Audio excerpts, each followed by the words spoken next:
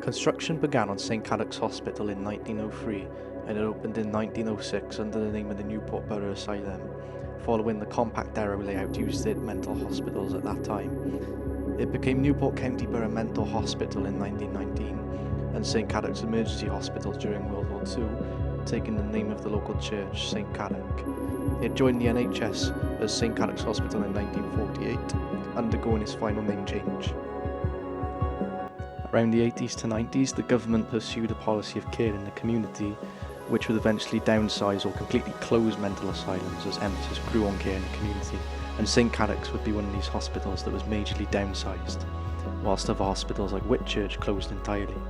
Nowadays, the upper wards are left disused and frozen in time.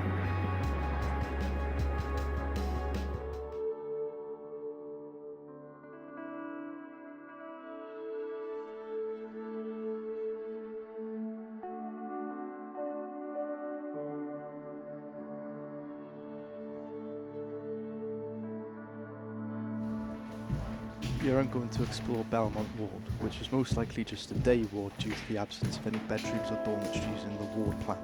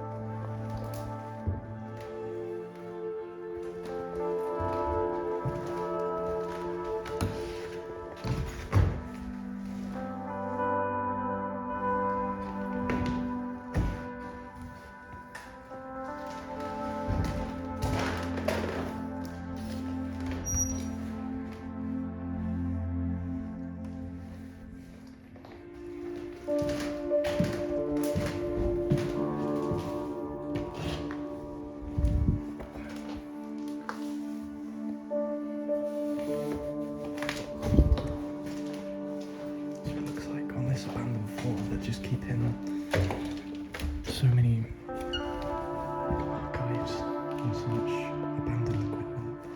It's just no longer in use. Like these machines.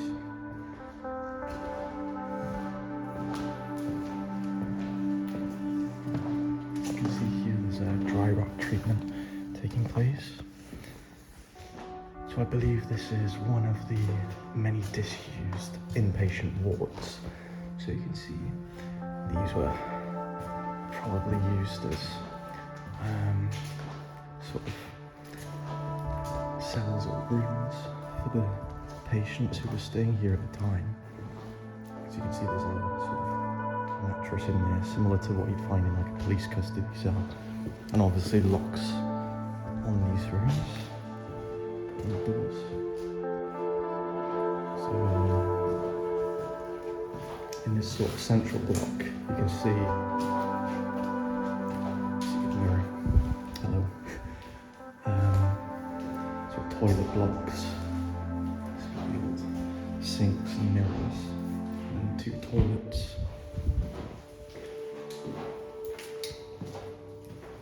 And then in here, you've got what would have been toilets and showers, and sinks and mirrors again.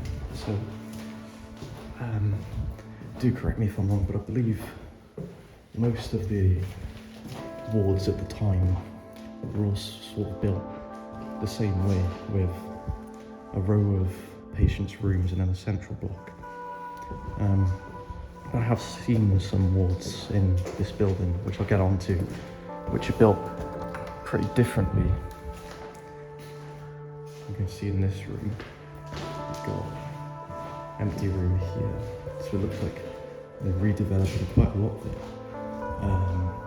Got another empty room, and a room with baths and baths and sinks. So that concludes most of this ward by the looks.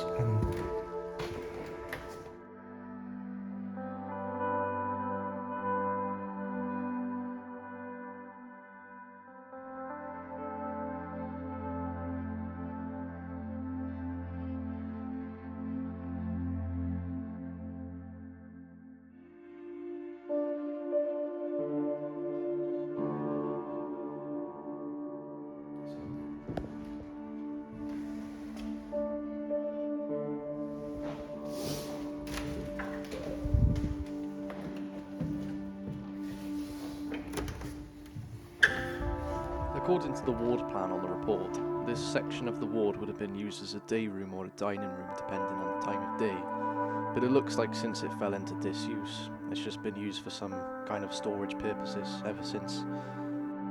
This large open section of the ward would have been used as an 18-bed female dormitory, while there are a few solo and 1 2-bed rooms as well.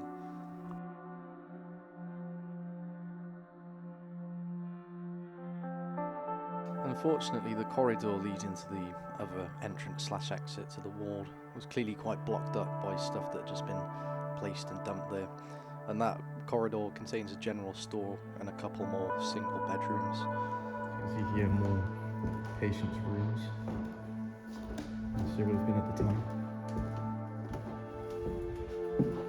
And now, just the bay window looking out onto the rest of the hospital.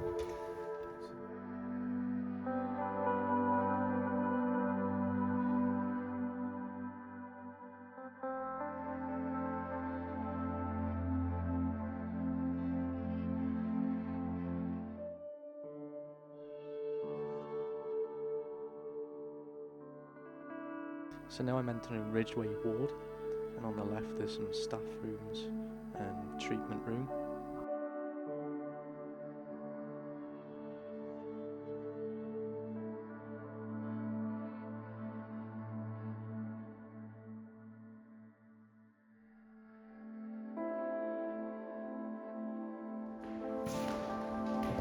So we've got some graffiti. Can't get focus. Got some graffiti there. On the wall.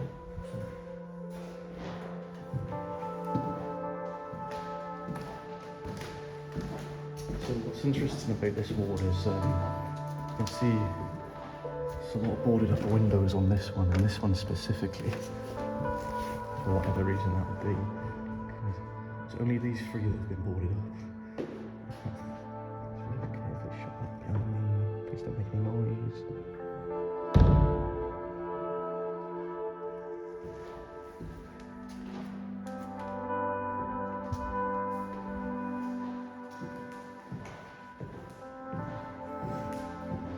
So you can see there's like a old fireplace there. Some more patients' rooms on this ward.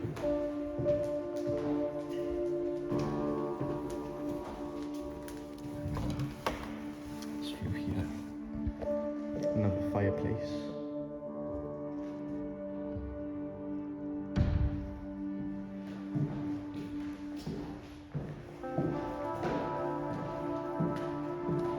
And now that's sort of just looped back around to the door with the ladder in front of it.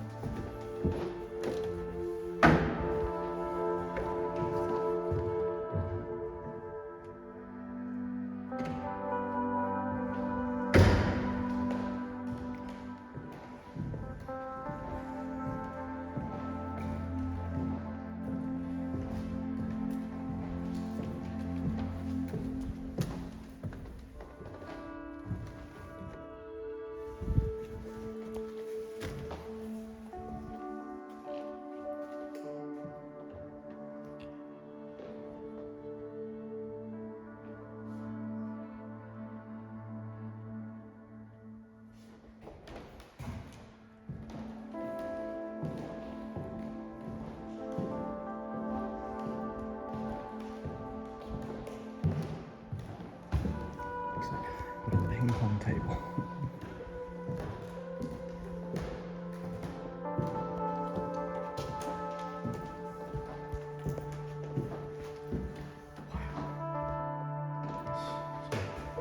Old machinery, because they got some sort of incubator just in the bay window. Smashed sort of patient's room there. Looks like the glass has all been punched in by somebody. Maybe it was a former patient, or maybe it was vandalism from people exploring